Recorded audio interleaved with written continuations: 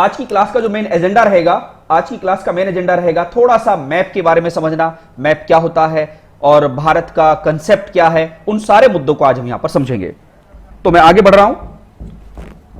तो आज की क्लास का एजेंडा है, अब उस क्लास के एजेंडे पे पहुंचते हैं। देखिएगा भैया, आज जो हम पढ़ने वाले हैं उन मुद्दों को देखिएगा। सबसे पहले हम पढ़ेंगे आज मैप के कंसेप्ट को। छोटे छोटे कंसेप्ट हैं जो शायद आपके लिए काम करें।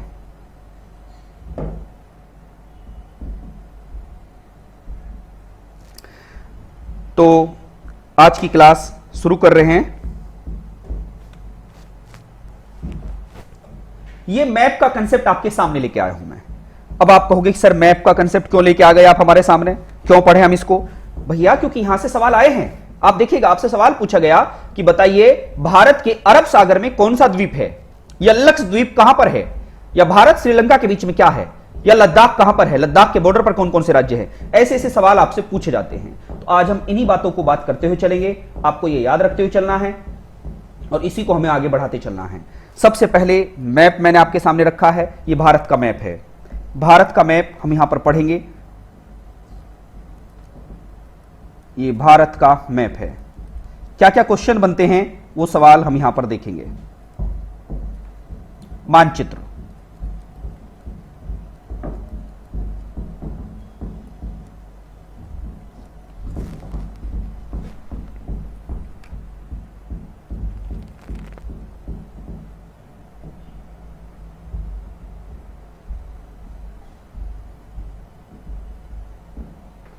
तो ये सारे पॉइंट्स हैं हमारे सामने। मैंने आपके सामने रखा भारत का मानचित्र, मैप ऑफ इंडिया। अब मैप ऑफ इंडिया में ये जरूरी क्यों है, क्यों पढ़ें हम इसे? जरूरी इस कारण है कि देखिए हम सब्जेक्ट पढ़ रहे हैं लेकिन हमें यही नहीं पता हम हैं कहां, दुनिया में हमारा एग्जिस्टेंस कहां होता है, दुनिया में हम हैं कहां। इन सारी बातों को अब हम यहां पर पढ़ने जा रहे हैं, ये समझिएगा आप। तो सबसे पहले मैं भारत के बारे में इस मैप को देखिएगा आप सभी। पहले मैप को आराम से देखो, नीचे से आप ये देखिएगा, पहले यहां से देखिएगा। इस एरिया को बोलते हैं पेनिनसुलर। ये जो ये वाला एरिया है इसको बोलते हैं पेनिनसुलर, मतलब प्रायद्वीप। ये वाला जो एरिया प्रायद्वीप, इसको प्रायद्वीप भारत बोलते हैं, पेनिनसुलर इंडिया। क्यों बोलते हैं? क्योंकि पेनिनसुलर प्रायद्वीप किसको कहते हैं? जिसके तीन तरफ पानी हो, जिसके तीन तरफ पानी हो। देखो इसके इधर भी पानी है, इधर भी पानी है, इधर भी पानी है और इसके नीचे भी पानी है। जिस आकृति के तीनों तरफ, तीन तरफ बड़ी आकृति के, ध्यान देना, बड़ी आकृति के तीन तरफ पानी हो, उस क्षेत्र को प्रायद्वीप बोलते हैं। क्या बोलते हैं? प्रायद्वीप। प्रायद्वीप का मतलब क्या है? पेनिनसुलर। यह बात समझ में आई होगी आपको। अब यहां से ध्यान दीजिएगा, ये पानी पानी है, यहां से भारत शुरू है। आप देखिएगा यहां से लेकर यहां से ये जो है ये टोटल भारत का एरिया है, ये भारत का एरिया है। तो इसको मैं क्या कहूंगा? पेनिनसुलर। क्या कहूंगा? पेनिनसुलर। ये बात आपको शायद समझ में आ गई होगी, प्रायद्वीप भारत। अब ये छोटे छोटे पॉइंट जो आपके सामने हैं इसमें आप और ध्यान दीजिएगा। ये श्रीलंका देश है, ये क्या है? श्रीलंका है। ये हमारा एक द्वीप है, लक्षद्वीप। द्वीप किसको कहते हैं? द्वीप और महाद्वीप में अंतर क्या है? द्वीप और महाद्वीप के अंदर अंतर क्या है? महाद्वीप उसको कहते हैं जिसके, ध्यान देना, महाद्वीप किसको कहते हैं? जिसके कम से कम दो तरफ महासागर हों, जिसके कम से कम दो तरफ महासागर हों। फिर वापस बोलता हूं, महाद्वीप किसको कहोगे? जिसके कम से कम दो तरफ महासागर हो, वह स्थिति, वह आकृति, वह भूस्थल क्या कहलाता है? महाद्वीप कहलाता है। क्या कहलाता है? महाद्वीप कहलाता है। क्लियर है यहां तक? यहां तक कोई डाउट तो नहीं है आपका? आपने क्या ऑब्जर्व किया कि सर महाद्वीप किसको कहते हैं? महाद्वीप का मतलब है जिसके कम से कम दो तरफ महासागर हों, क्योंकि महासागर कितने हैं ये आप सभी जानते हैं कि सर महासागर हैं 5। ओशियन कितने हैं? ओशियन 5 हैं। 5 कौन कौन से हैं? आप सभी को पहले से ही पता है, मैंने आप लोगों को सीक्वेंस के अनुसार ये बताया है, जिसका नाम है पैसा। सबसे बड़ा महासागर प्रशांत महासागर, ए से अटलांटिक महासागर, आई से ये 5 महासागर हैं, 5 महासागर आपके सामने हैं। अब देखिएगा, मैंने जो आप लोगों को ये बताया है, क्या बताया, 5 महासागर हैं। 5 महासागर कौन कौन से हैं? ये 5 महासागर आपके सामने हैं। अब ये समझिएगा, मैंने आपके सामने पैसा कहा, जो पैसा है ये 5 महासागर हैं। 5 महासागर में पी से क्या बनता है? प्रशांत महासागर। प्रशांत महासागर, पैसिफिक ओशियन, पैसिफिक ओशियन, प्रशांत महासागर। इसके बाद ए से क्या बनता है? ए से बनता है अटलांटिक। ए से क्या बनता है? अटलांटिक।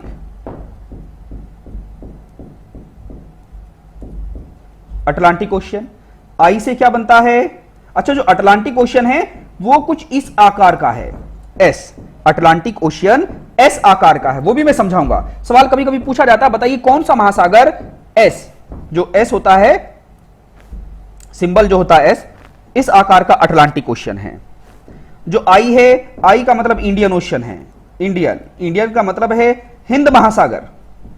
हिंद, हिंद का मतलब हुआ जो ये वाला हिस्सा है, हिंदुस्तान। हिंदुस्तान, इसके जो इधर है ये हिंद महासागर, ये सब क्या है? ये हिंद महासागर है। ये सब हिंद महासागर है टोटल। ये नीचे, हिंद का मतलब हिंदुस्तान के नीचे, हिंदुस्तान के नीचे ये सारा हिंद महासागर है।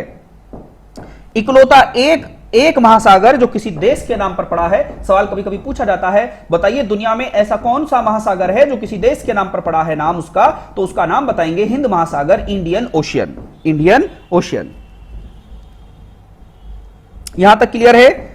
इसके बाद एस, एस से क्या बनता है? एस से बनता है southern, SOUTHERN, southern ocean.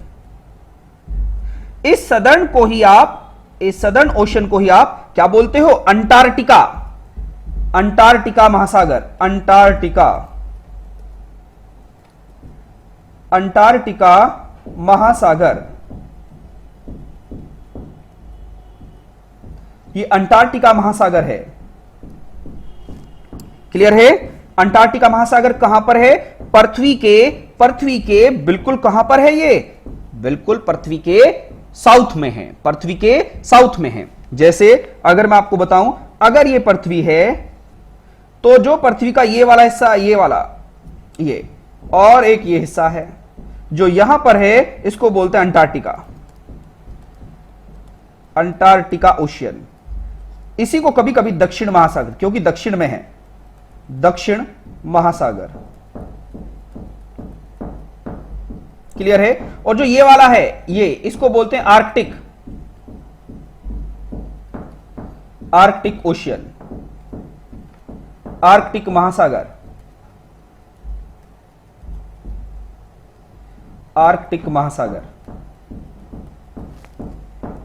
Clear है? ये आप लोगों को याद रखना है। ये दुनिया में कितने महासागर बताए? ये 5 महासागर आपको मैंने बताए हैं।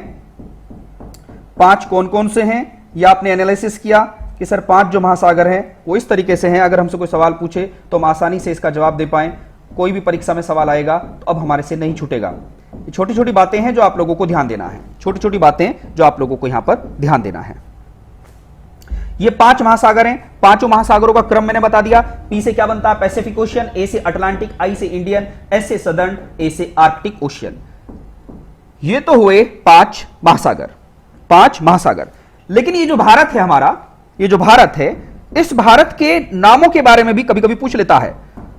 जैसे मेरा देश भारत है, ये जिस देश में हम आज इसके मैप के बारे में बात कर रहे हैं, तो इसको किस किस नाम से जाना गया? इसको किस किस नाम से जाना गया? तो याद रखिएगा, इसका नाम अलग अलग समय में अलग अलग था, अलग अलग समय में अलग अलग था। एक इसका नाम है ब्रह्मव्रत। पूछा जाए तो याद रखना, ब्रह्मव्रत भी कुछ और नहीं है, ब्रह्मव्रत। एक इसका नाम है आर्यव्रत, क्योंकि जब देश का मैप पढ़ रहे हैं तो किस देश का मैप पढ़ रहे हैं? आर्यव्रत। इसी का नाम भरत के नाम पर भारत, भरत के नाम पर भारत। इसी को आप, इसी देश को आप जम्बूद्वीप, जम्बूद्वीप के नाम से भी जानेंगे। ब्रह्मव्रत, आर्यव्रत, भारत, जम्बूद्वीप। इसी को आप इंडिया भी कहते हो, इसी को आप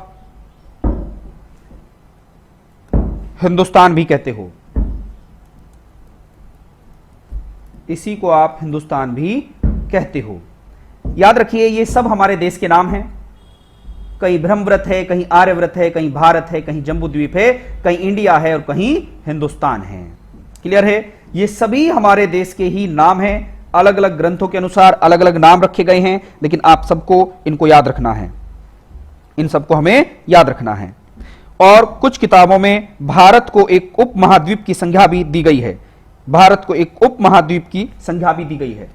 कहीं कहीं पर भारत को उप महाद्वीप भी कहते हैं। इंडिया इज अ सब कॉन्टिनेंट, भारत एक उप महाद्वीप भी है। क्या कहते हैं? महाद्वीप, उप महाद्वीप, सब कॉन्टिनेंट। भारत एक उप महाद्वीप है क्योंकि भारत जो है, भारत का मतलब हुआ भारत एक ऐसा मुल्क है जो एक महाद्वीप की विशेषताएं रखता है, महाद्वीप की विशेषताएं रखता है। महाद्वीप की विशेषताएं ऐसा क्यों बोल रहा हूं?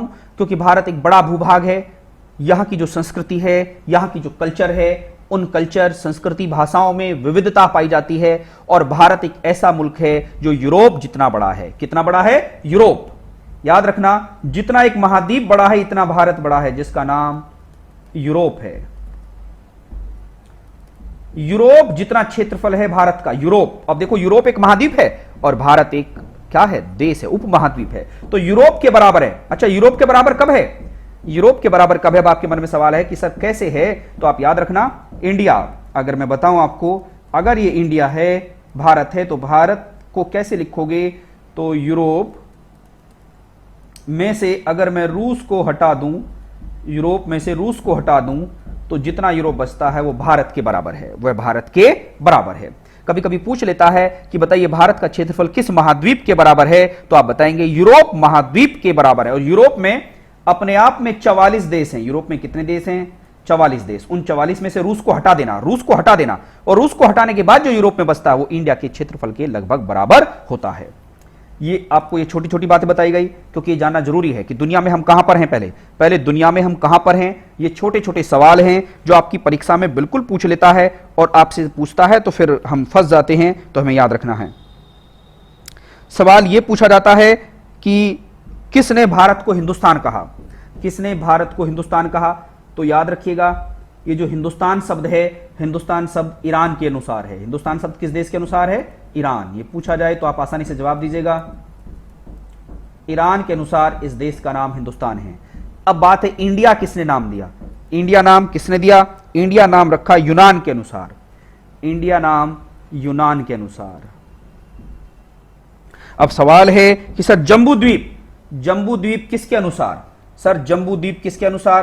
तो जम्बूद्वीप नाम है, जम्बूद्वीप नाम है, जम्बूद्वीप नाम किसके अनुसार है?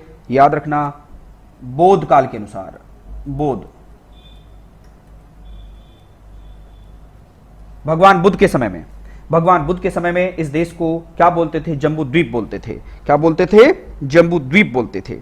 अब सवाल है कि सर ब्रह्मव्रत और आर्यव्रत, ब्रह्मव्रत और आर्यव्रत, ये दो नाम किसके अनुसार हैं? किसके अनुसार हैं? तो याद रखिएगा, ये दोनों ही हिमालय पर्वत के अनुसार हैं। हिमालय पर्वत के अनुसार इस क्षेत्र को यह नाम दिया गया, हिमालय। और हिमालय की भूमि ऋग्वेद काल से प्रचलित है, ऋग्वेद काल से इसका नाम ये रखा गया है। ये छोटे छोटे बातें हैं जो आप सभी को याद रखनी चाहिए, और कुछ नहीं है। ये शायद पॉइंट्स आपने सबने नोट डाउन किए होंगे। ये भारत के बारे में हम सारी चीजें पढ़ ही रहे हैं।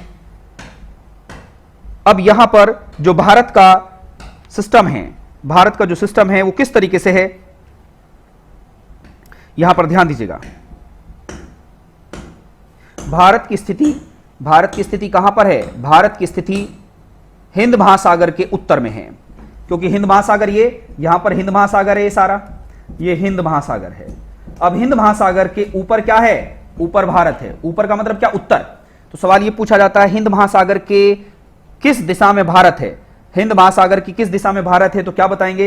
हिंद महासागर के उत्तर दिशा में भारत है। भारत कहां पर है? हिंद महासागर के उत्तर में, इंडियन ओशियन के नॉर्थ में है, हिंद महासागर के उत्तर में है।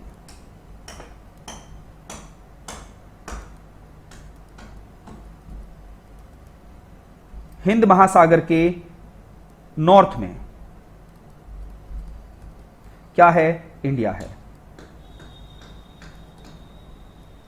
सवाल पूछा जाए इंडिया किस दिशा में है, तो आप क्या बताएंगे? हिंद महासागर के उत्तर भाग में पाया जाता है। आपको यह भी याद रखना है,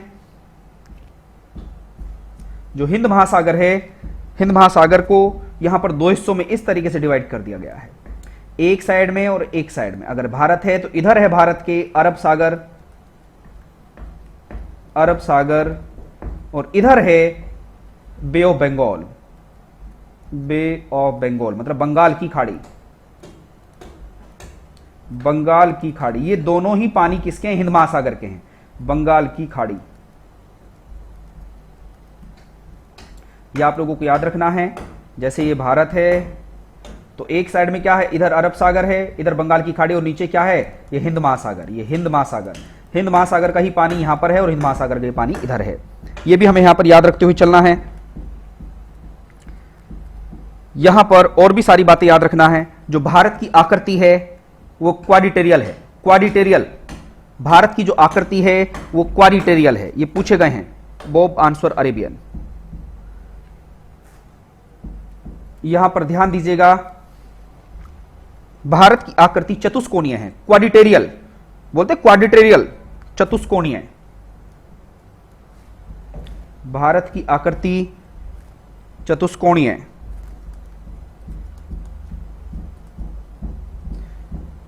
क्वाड्रिटेरियल फॉर्म में है भारत, क्वाड्रिटेरियल चतुष्कोणीय है। तो भारत की अगर आपसे कोई सवाल पूछे भारत की आकृति किस तरीके से है, तो आप क्या बताएंगे? चतुष्कोणीय बताएंगे। क्वाड्रिटेरियल फॉर्म है इंडिया का। जो कहां पर है? भारत एशिया में है, आपको याद रखना है। भारत कहां पर है? अगर आपसे कोई सवाल पूछे, भारत एशिया में है, भारत एशिया में है। और एशिया में भी कहां पर? एशिया में भी दक्षिण एशिया। भारत दक्षिण एशिया का एक देश है, दक्षिण एशिया का, भारत दक्षिण एशिया का। हां, अब आप कहोगे सर चतुष्कोणीय का मतलब क्या है? इसका मतलब समझिएगा। इन्होंने कहा कि सर वो एक बार हमें आकृति बता दीजिएगा, ऐसे समझिएगा। ये ऐसे चतुष्कोणीय का मतलब समझिएगा। मैंने कहा एक ऐसे है और एक ऐसे है, इन सबको मिला दो, इन सबको मिला दो तो ऐसे, इन सबको मिला दो तो चतुष्कोणीय हो जाएगा। क्लियर हो गया? चतुष्कोणीय का मतलब ऐसे ऐसे, चतुर्भुज सुना होगा, चतुर्भुज चतुष्कोणीय, इसको चतुष्कोणीय बोलते हैं। कोई सवाल पूछे कि बताइएगा भारत की जो आकृति है वो किस प्रकार की है, तो आप क्या बताएंगे? चतुष्कोणीय है, क्वाड्रिटेरियल फॉर्म में है, चतुर्भुज फॉर्म में है। ये बात अब समझ में आ गई है आपको? चतुर्भुज चतुष्कोणीय है। जो भारत विश्व में एशिया महाद्वीप में स्थित है, और एशिया महाद्वीप में भी यह दक्षिण एशिया में स्थित है। ये कहां पर है? दक्षिण एशिया में स्थित है। ये बात क्लियर है आपको? छोटी छोटी बातें हैं, बड़े काम की हैं। छोटी छोटी बातें बड़े काम की हैं, और ये बड़े काम की बातों को आप बड़े ध्यान से पढ़िएगा तो आपको बिल्कुल तकलीफ नहीं आएगी।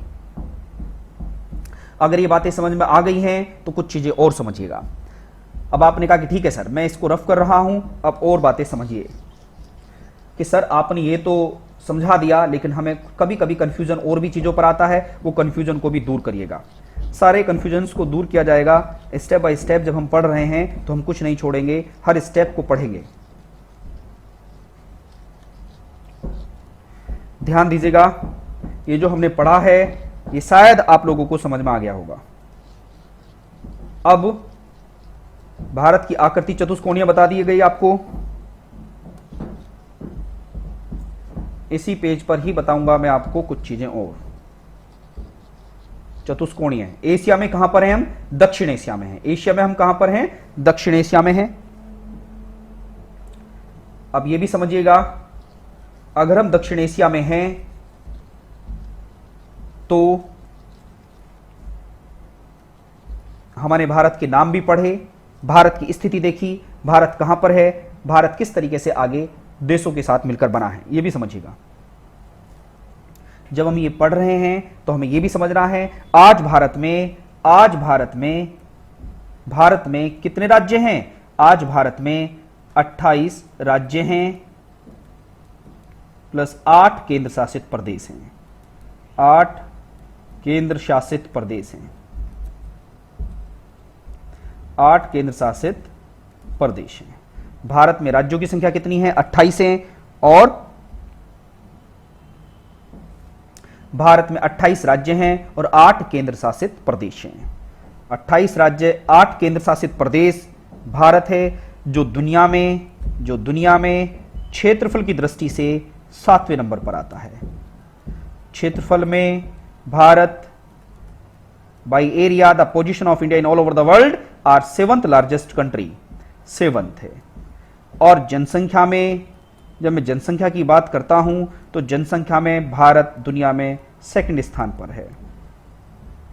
और आपसे कोई सवाल पूछता है पॉपुलेशन वाइज हम कौन से नंबर पर हैं?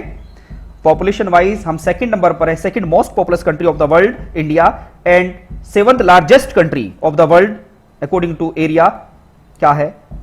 इंडिया। भारत कहां पर है यह भी देखिएगा। अगर ये है सारा खेल, ये है, अगर ये पृथ्वी है तो भारत कहां पर है? भारत यहां पर है। भारत यहां पर है। इसको क्या बोलते हैं? ध्यान देना, पूरब, पश्चिम, उत्तर, दक्षिण।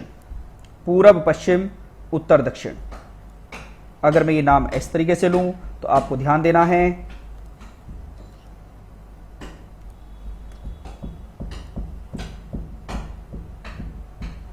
यहां पर है ये भारत, यहां पर ये भारत है। तो पूरब, पश्चिम, उत्तर, दक्षिण। आपको ध्यान देना है, जो ये वाला क्षेत्र है, इस वाले क्षेत्र को मैं क्या कहूंगा? उत्तर पूर्वी गोलार्ध। भारत कहां पर है? उत्तर पूर्वी गोलार्ध, नॉर्थ ईस्ट हेमिस्फीयर, उत्तर पूर्वी गोलार्ध। भारत कहां पर है? उत्तर पूर्वी गोलार्ध में है, north east hemisphere, north east hemisphere. Bharat कहां पर है? नॉर्थ ईस्ट हेमिस्फीयर में स्थित है। उत्तर पूर्वी गोलार्ध में भारत स्थित एक देश है। आपने कहा ठीक है सर, जो क्षेत्रफल की दृष्टि से दुनिया में 7वां स्थान रखता है और जनसंख्या की दृष्टि से दुनिया में 2रा स्थान रखता है। क्लियर हुई यहां तक की बातें? ये बात आप लोगों को समझ में आ रही होंगी।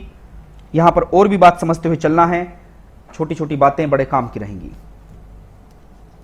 ये आपने पढ़ा कि ठीक है सर, ये हमें समझ में आ गया है। अब हमें बताइएगा आप सर, भारत के बारे में ये भी पॉइंट्स हमने पढ़ लिया। अब हमें ये देखना है कि सर जो भारत है, भारत के बारे में और भी पॉइंट्स बताइएगा। और भी पॉइंट्स यहां पर लिखते रहेंगे। यहां पर एक बात ध्यान देना है,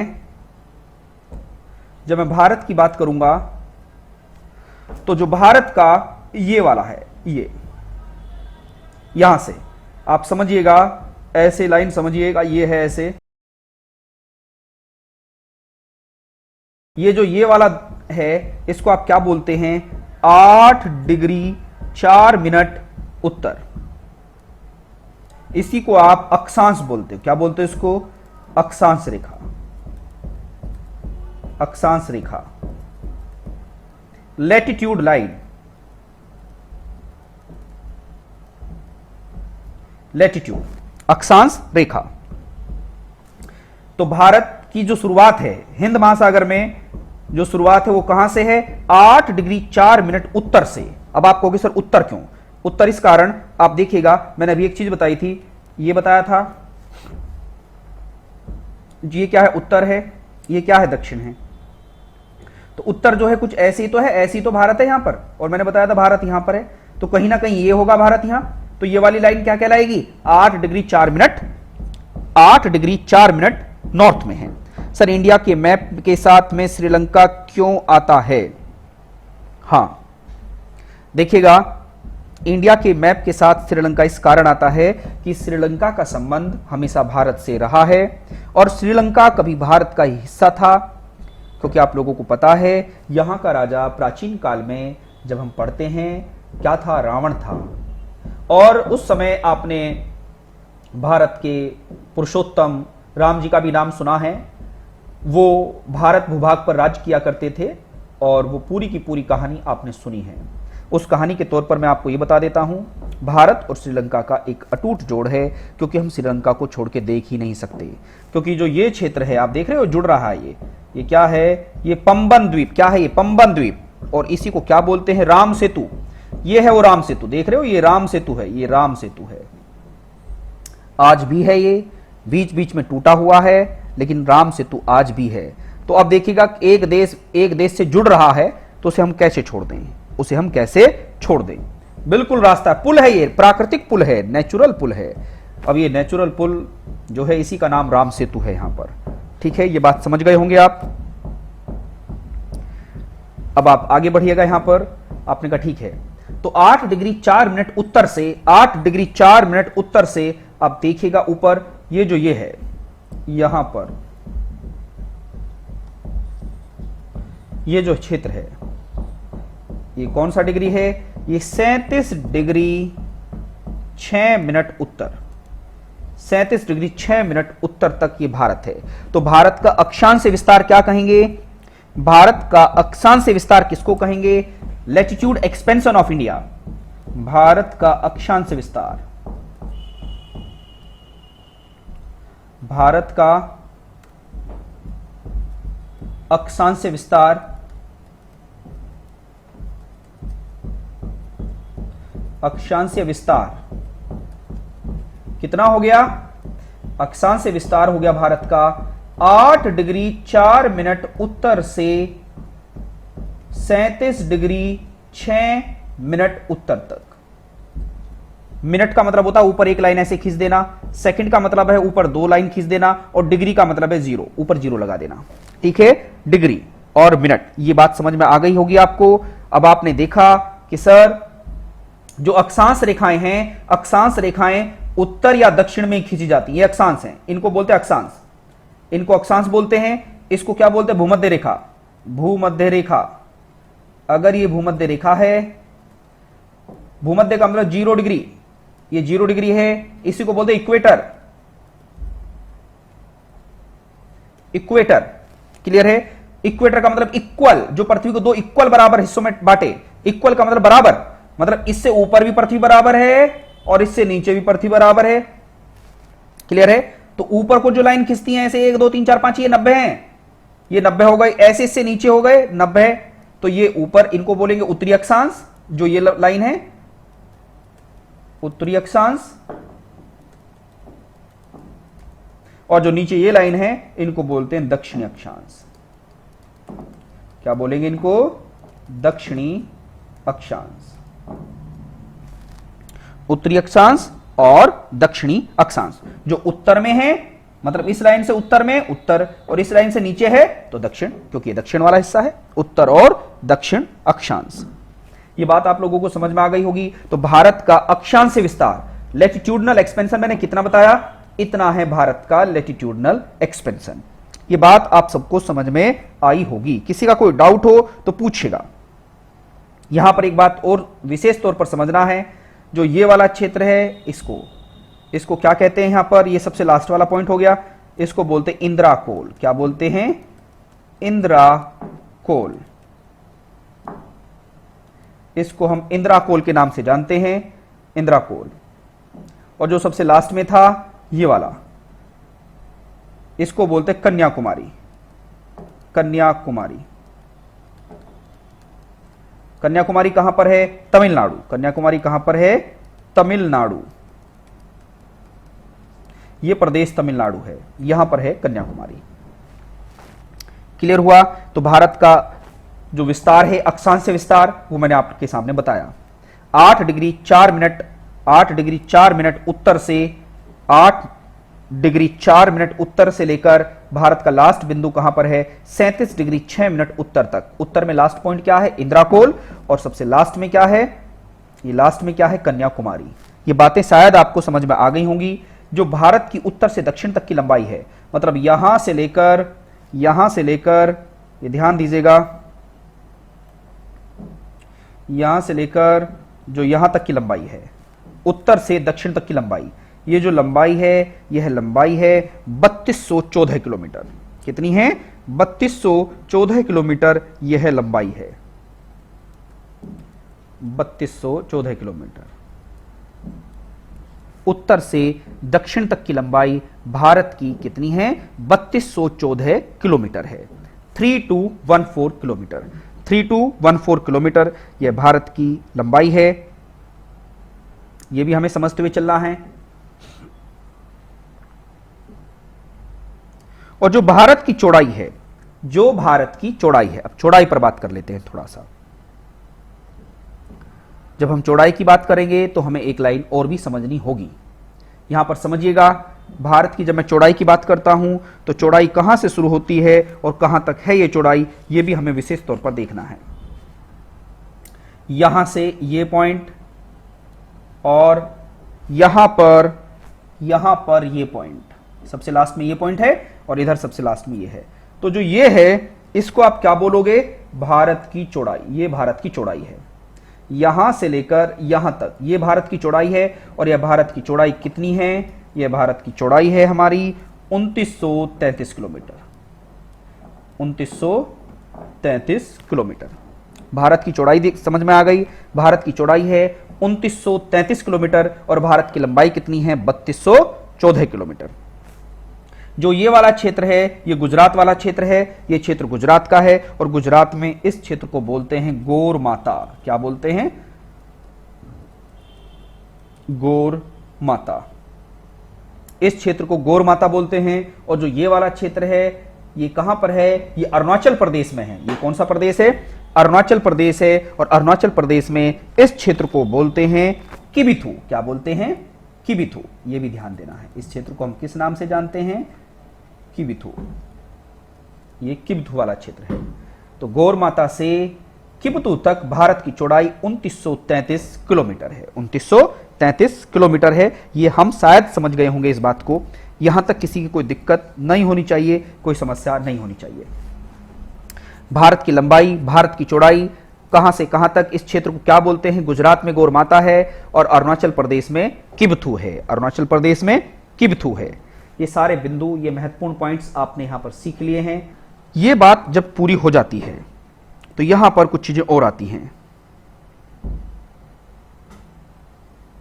तो कभी कभी सवाल पूछ लेता है कि बताइए भारत की अक्षांशीय लंबाई और चौड़ाई में, भारत की लंबाई और चौड़ाई में कितना अंतर है। लंबाई, ये तो लेंथ है और ये चौड़ाई है, इनमें अंतर क्या है। तो अंतर पूछ लेता है कभी कभी। लंबाई कितनी बताई आपको, 3214 किलोमीटर और चौड़ाई कितनी बताई, 2933 किलोमीटर।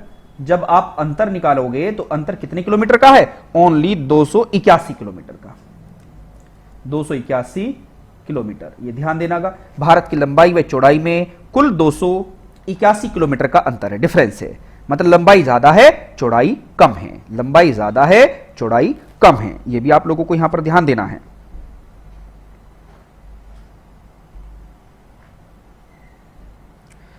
यहां तक मैं समझता हूं आपको ये क्लियर हो गया होगा। अब ये सारी बातें हैं। हमारे क्षेत्र को पाकिस्तान ने भी कब्जा कर रखा है, हमारे क्षेत्र को चाइना ने भी कब्जा किया हुआ है। हमारे क्षेत्र को पाकिस्तान ने भी कब्जाया हुआ है और चाइना ने भी अवैध रूप से कब्जाया हुआ है। अब सवाल ये पूछा जाता है कि चाइना और पाकिस्तान के हिस्से में हमारा कितना क्षेत्र है, हमारा कितना क्षेत्र पाकिस्तान ने और कितना क्षेत्र चाइना ने कब्जाया हुआ है। तो ये भी लिखिएगा, आपके पास ध्यान देना होगा। जो हमारा पाकिस्तान के कब्जे में है, जिसको बोलते हैं Pakistan occupied Kashmir, PoK, Pakistan occupied Kashmir, जो ये वाला क्षेत्र है वो कितना है, ये हमारा क्षेत्र है, ये हमारा क्षेत्र है 78114 किलोमीटर। ध्यान देना, पाकिस्तान अधिकृत कश्मीर जो है, पाकिस्तान अधिकृत कश्मीर, पाकिस्तान ऑक्यूपाइड कश्मीर, पाकिस्तान ऑक्यूपाइड कश्मीर कितना है, 78,114 किलोमीटर ये क्षेत्र है, जिसको पीओके बोलते हैं, जिसको गुलाम कश्मीर भी बोलते हैं। 78,114 किलोमीटर पाकिस्तान के कब्जे में है हमारा, और पाकिस्तान ने इसमें से कुछ क्षेत्र को गिफ्ट कर दिया, हमारे क्षेत्र को लेके, और गिफ्ट कर दिया है कुछ क्षेत्र को चाइना को, और ये चाइना के पास है 5180 स्क्वायर किलोमीटर, जिसको हम बोलते हैं अक्साई चीन। क्या बोलते हैं? अक्साई चीन, सुना होगा आपने, अक्साई चीन ये है। ये तो पाकिस्तान के कब्जे में है, और जो चीन ने 1962 के युद्ध में घुसपैठ करके क्षेत्र को छीन लिया था, वह क्षेत्र कितना है? ये गैर कानूनी ढंग से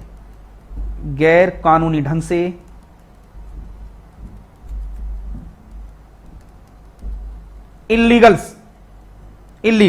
क्योंकि इससे एक बात समझ में आती है, इलीगल तरीके से। क्यों इलीगल तरीके से? इस वजह से क्योंकि अगर हम अंतर्राष्ट्रीय कानून की बात करें तो चाइना ने अंतर्राष्ट्रीय कानूनों को तोड़ा था और इस क्षेत्र को हमसे छीना था, और यह क्षेत्र कितना है? 37,555 स्क्वायर किलोमीटर, वर्ग किलोमीटर। इतना क्षेत्र किसके पास है? देखना, स्क्वायर किलोमीटर में सारे क्षेत्र, ये चाइना के पास है, ये पाकिस्तान के पास है, और पाकिस्तान ने इतना क्षेत्र किसको दे दिया? चाइना को। तो अगर मैं चाइना का जोड़ लूं तो ये क्षेत्र चाइना का हो जाएगा, ये क्षेत्र चाइना का हो जाएगा। ठीक है, तो इतना क्षेत्र चाइना ने हमसे छीन रखा है। इन सब के बाद भी घुसपैठियों के बाद भी भारत एक विशाल देश है, क्योंकि जो ये क्षेत्र छीने हैं, देर या सबेर ये तो वापस भारत के पास आ ही जाएंगे। अब आप कहोगे सर कैसे आ जाएंगे? बहुत सारे तरीके होते हैं। कूटनीति, डिप्लोमेटिक पावर हमारी मजबूत हो गई है, इसमें कोई दो राय नहीं है। पूरी दुनिया भारत के साथ खड़ी है, आपको ये अचंबा होगा सुनकर। दुनिया में अगर यूएनओ, आपने सुना ना, यूएनओ के पास 193 कंट्री हैं, यूएनओ में 193 कंट्री हैं, तो इस बार अभी भारत अस्थायी सदस्य सुना है। भारत यूएनओ में सिक्योरिटी काउंसिल, सुरक्षा परिषद में टेम्परेरी मेंबर के तौर पर चुना गया है। तो 193 देशों में से जो वोटिंग हुई, केवल 192 देशों ने वोट करा, 192 देशों ने वोट किया, और 192 देशों ने जब वोट करा तो भारत के फेवर में 184 वोट आए। कितने? 184। तो इससे एक बात आपको क्लियर कट समझ में आ गया है कि 184 देश किसी एक देश को वोट कर रहे हैं, तो इसका मतलब भारत की कूटनीति, जिसको बोलते हैं डिप्लोमेटिक पावर, डिप्लोमेसी, क्लियर है, बहुत जबरदस्त है। ये वोट मिले भारत को। तो भारत एक ऐसा देश है जो किसी का बुरा नहीं चाहता है। भारत की तो थीम ही ऐसी है जो कहती है वासुदेव कुटुंबकम, पूरा संसार एक परिवार है, सत्यमेव जयते, हम सत्य के रास्ते पे चलते हैं और सत्य की ही हमेशा जीत होती है। यह भारत की कहानी है। देखिए, भारत बहुत बिंदास है। आज पूरी दुनिया ने भारत को अपना लीडर घोषित कर दिया है, पूरी दुनिया ने भारत को अपना लीडर घोषित कर दिया। ध्यान देना, और वो भी प्यार वाला लीडर, गुस्से वाला नहीं, जो पूरी दुनिया को साथ लेके चलता है।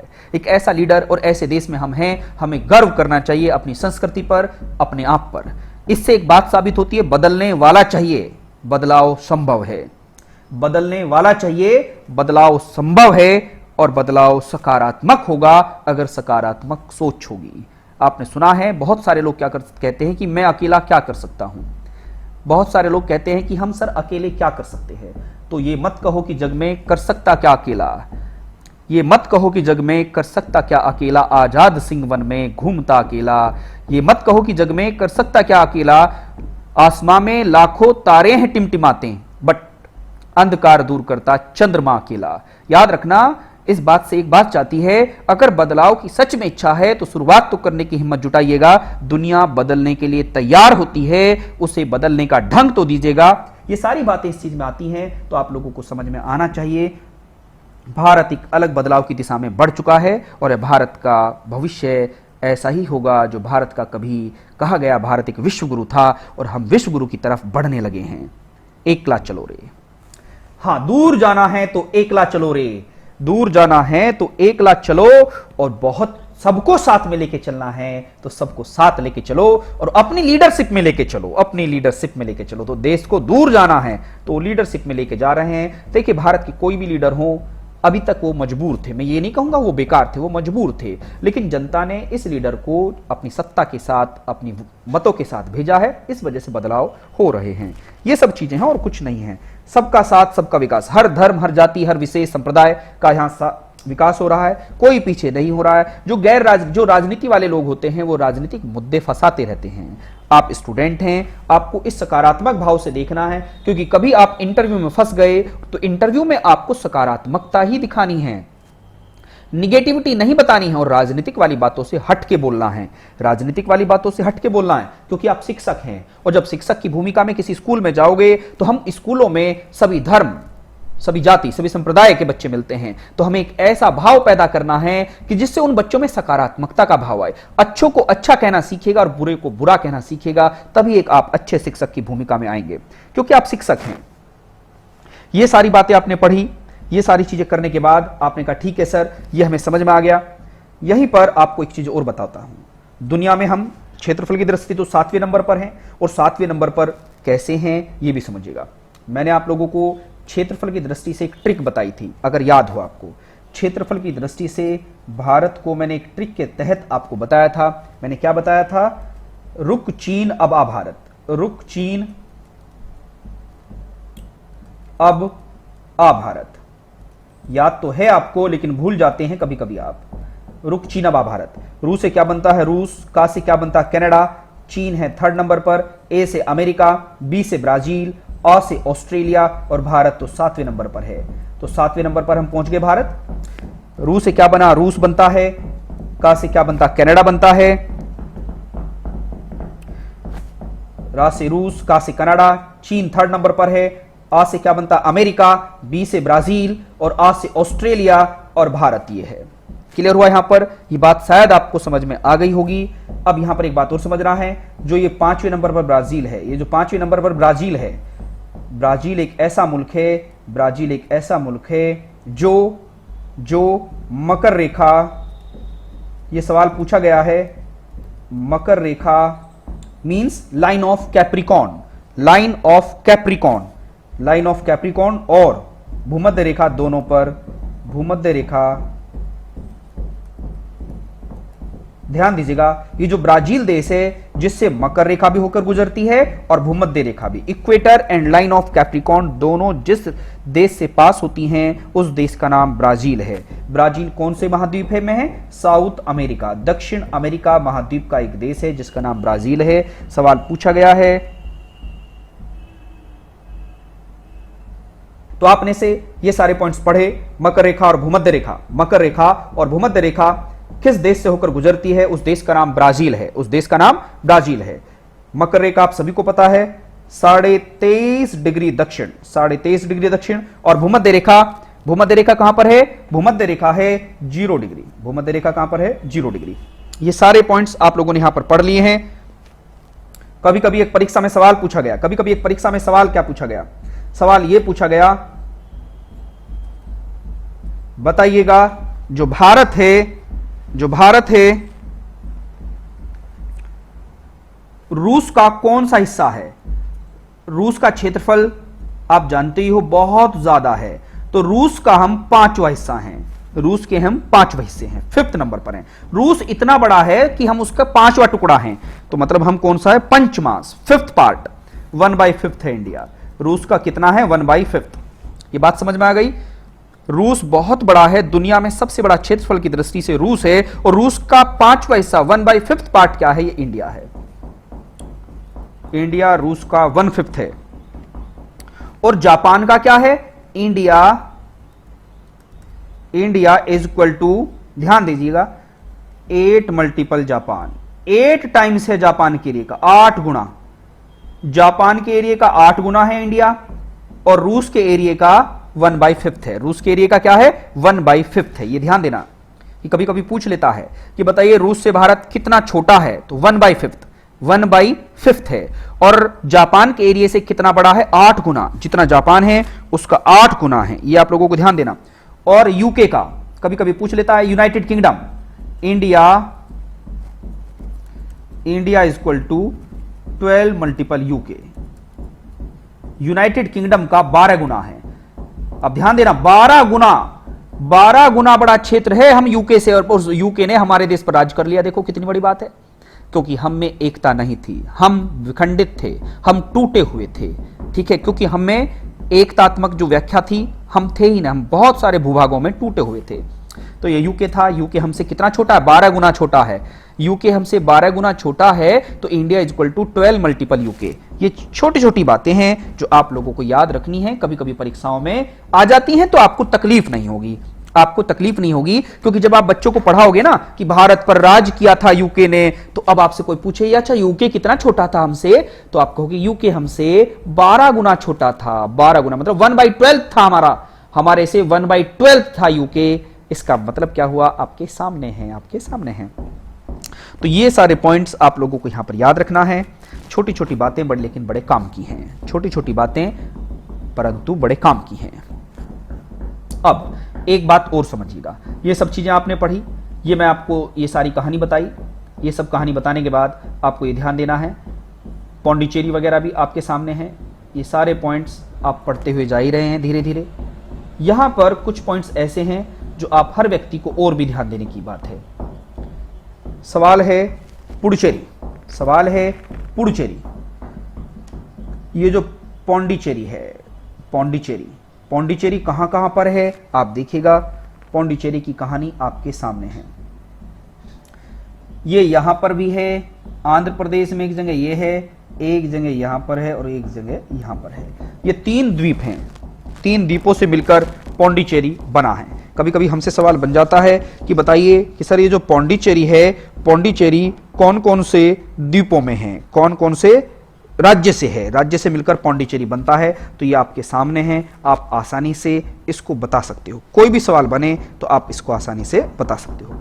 दूसरी बात, अब बड़ा महत्वपूर्ण बातें चलने वाली हैं, उनको नोट डाउन करते चलना है। इसे मैं रफ कर रहा हूं, अब थोड़ा सा आगे बात कर ले।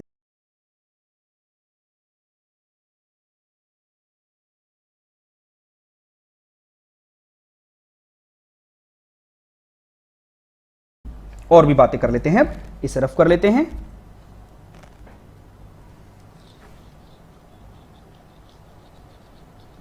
टेंशन मत लीजिएगा, केवल 5 मिनट क्लास चलेगी, केवल 5 मिनट, घबराइए मत। आधे स्टूडेंटों को मुझे पता है काम होता है परिवार का, तो घबराइएगा मत। केवल 5 मिनट के बाद मैं क्लास ओवर करूंगा, केवल 5 मिनट के बाद क्लास ओवर हो जाएगी, बिल्कुल मत घबराइएगा। देखिए भैया, ये जो क्षेत्र है, मैंने अभी कुछ देर पहले क्या बताया था, यहां पर ये क्या था? भारत का कन्याकुमारी था, और ये कन्याकुमारी कहां था? 8 डिग्री 4 मिनट, 8 डिग्री 4 मिनट उत्तर। लेकिन एक क्षेत्र भारत का ये है, ये। अब समझिएगा, ये जो ये वाला क्षेत्र, अगर मैं इसको ऐसे लेके चलूं, ऐसे ऐसे लेके चलूं, सॉरी ऐसे, अगर मैं ऐसे लेके चलूंगा तो यहां से टच करेगा ये। जब इसको ये टच करेगा तो इस लाइन को क्या कहूंगा? 6 डिग्री 4 मिनट उत्तर, 6 डिग्री 4 मिनट, मतलब और भी नीचे को हो गया। तो जो ये पॉइंट है यहां पर, ये जो पॉइंट है, इसको बोलता हूं इंदिरा पॉइंट। क्या बोलता हूं इसको मैं? Indira point, Indira point.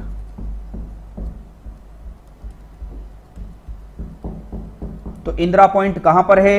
Indira point बताएंगे अंडमान निकोबार, इसको बोलते हैं अंडमान निकोबार। ये सारे अंडमान निकोबार द्वीप समूह हैं। अंडमान निकोबार द्वीप समूह का सबसे लास्ट जो पॉइंट है ये ग्रेट निकोबार में है, और ग्रेट निकोबार में जो लास्ट पॉइंट है भारत का, वो इंदिरा पॉइंट है। इंदिरा पॉइंट 6 डिग्री 4 मिनट पर है, 6 डिग्री 4 मिनट पर यह है। अगर आपसे कोई सवाल पूछे कि बताइए कितने पर है, तो क्या बताएंगे? 6 डिग्री 4 मिनट उत्तर में इंदिरा पॉइंट है। 6 डिग्री 4 मिनट उत्तर में इंदिरा पॉइंट है। आपसे कोई सवाल पूछेगा तो आप आसानी से जवाब दे सकते हैं। यहां तक कोई समस्या है, कोई दिक्कत हो तो मेरे से पूछेगा। अब नेक्स्ट बातें कर लेते हैं। यह बात होने के बाद अब आपके मन में सवाल उठता है कि सर कभी कभी हमसे सवाल पूछता है कि बताइए भारत की तट रेखा पर, भारत की तट रेखा पर कितने राज्य हैं? भारत की तट रेखा, तट रेखा का मतलब समझ लीजिएगा, ये भारत की तट रेखा है, मतलब तट का मतलब समुद्र। ये भारत का समुद्र यहां से स्टार्ट है, ये भारत का राज्य, यहां से ये और ये ऐसे चलकर ये भारत का समुद्र है। ये भारत का समुद्र इस तरीके से चलकर ये चलकर और यहां तक है, यहां तक और यहां तक, यहां से यहां तक भारत का तट रेखा है। तो कितने राज्य दिख रहे हैं आपको? सबसे पहले ये तो गुजरात दिख रहा है, गुजरात के बाद कौन सा? महाराष्ट्र, महाराष्ट्र के बाद क्या? कर्नाटक, और कर्नाटक के बाद केरल, और केरल के बाद क्या? तमिलनाडु, तमिलनाडु के बाद क्या? आंध्र प्रदेश, आंध्र प्रदेश के बाद क्या? उड़ीसा, और उड़ीसा के बाद क्या? वेस्ट बंगाल। काउंट करना, 1 2 3 और 4 5 6 7, ये तो भैया 7 हो गए सर। यहां पर कितने राज्य हो गए? 7 राज्य। और 7 के बाद आपसे कोई सवाल पूछे कि बताइएगा गुजरात, अच्छा एक छोटा सा और रहेगा कहां पर? ये वाला, ये गोवा, गोवा भी तो है, गोवा हो गया। किस तरीके से चले हम ऊपर से? गुजरात में पहुंच गए, महाराष्ट्र, गोवा, कर्नाटक, केरल, तमिलनाडु, आंध्र प्रदेश, आंध्र प्रदेश भी हो गया, उड़ीसा भी हो गया, और ये टोटल राज्य कितने हो गए हमारे? ये 9 राज्य बनते हैं। कितने? 9। कौन कौन से? तो मैं क्या कहूंगा, भारत की तट रेखा पर कितने राज्य हैं? भारत की तट रेखा पर कितने राज्य हैं? तो आपका जवाब होगा सर 9 है। सर कितने हैं? 9 हैं। 9 के 9 आपके सामने हैं, 9 के 9 राज्य सामने लिख देता हूं। 9 राज्य कौन कौन से हैं? फर्स्ट वन गुजरात, ऊपर से चलिएगा, गुजरात, गुजरात के बाद क्या आता है? महाराष्ट्र, महाराष्ट्र, महाराष्ट्र के बाद गोवा, और गोवा के बाद कर्नाटक, और कर्नाटक के बाद केरल, और इसके बाद तमिलनाडु, और तमिलनाडु के बाद आंध्र प्रदेश, आंध्र प्रदेश के बाद ओडिशा, और सबसे ऊपर क्या है फिर? वेस्ट बंगाल। तो इनको काउंट करिएगा, ये कितने बन जाएंगे? 9। 1 2 3 4 5 6 7 8 और 9, कितने हो गए? 9। तो भारत की तट रेखा, तट का मतलब जो समुद्र से जुड़े हुए प्रदेश हैं, वो कितने हैं? तो आप बताएंगे 9 हैं। कितने बताएंगे भैया? 9 प्रदेश भारत की समुद्र की सीमा से जुड़े हुए हैं, समुद्र की सीमा से जुड़े हुए हैं। वेस्ट बंगाल कहूंगा मैं, पश्चिम बंगाल। क्लियर है? यहां तो कोई सवाल पूछे तो आप आसानी से बता सकते हो, आसानी से बता सकते हो। इतनी बात होने के बाद भारत की जो तटीय सीमा है, भारत की जो तटीय सीमा है, तटीय सीमा का मतलब समझ गए? ये जो तट, तट का मतलब ये समझ, यहां से फीता लेके बैठ जाओ और नापने लगो, इस तरीके से ऐसे करके यहां तक आ जाओ। ऐसे करने के बाद इनको भी चारों तरफ से काउंट कर लो, ये भी तो हैं और ये भी हैं। तो कितनी है? 7516 किलोमीटर, 7516 किलोमीटर। अगर केवल यही पूछी जाए कि यहां से ये बताओ, बस केवल ये, तो ये क्या बताओगे? 6510 किलोमीटर। 6510 किलोमीटर तो केवल ये है, इतनी।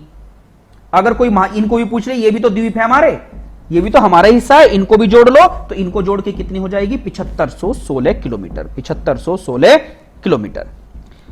गुजरात में गोवा, कर्नाटक, केरल, तमिलनाडु, उड़ीसा, गुजरात, महाराष्ट्र, गोवा। हाँ भैया, हाँ, देख लीजिएगा, आपके सामने है, इसको आप नोट डाउन कर लीजिएगा। मुझे बताओ ये बातें आपको समझ में आ रही हैं या नहीं आ रही हैं? कितनों स्टूडेंटों को आज की क्लास यहां तक ये समझ में आई? मुझे बताइएगा, तभी तो हम आगे बढ़ेंगे। अब मैं इधर आ जाता हूं, थोड़ा छोटा कर लेता हूं मैप को। मुझे बताइएगा कितने स्टूडेंट्स को ये क्लास का कंसेप्ट समझ में आया।